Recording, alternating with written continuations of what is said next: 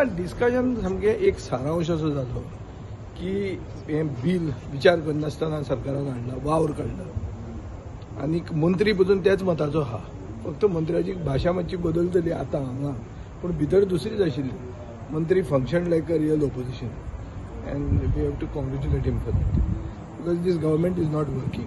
It is an issue that came into the High Court in 2007. 17 years later they have got up and decided that holdings are entertainment.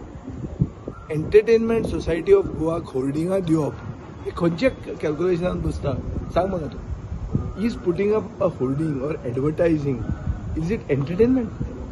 Which way it is entertainment? And secondly, what about this local bodies?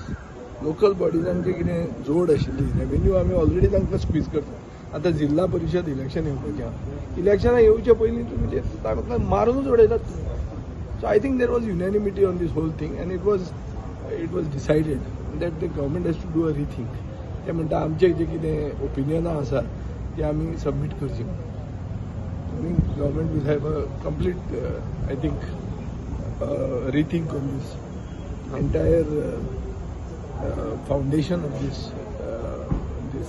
act that is sought to be brought.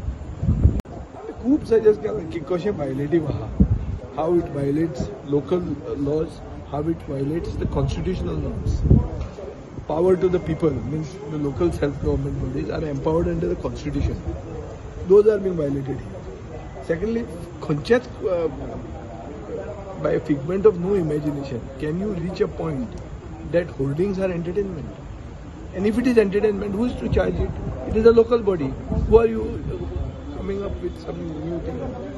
So विचार करनासतना bill हाडला सरकाराक time ना काम करपाक सरकार कितेंय करता time pass करता 17 वर्सां जावन तुका तांकां सिरियसनेस ना हें आज सामकें सिद्ध जालां.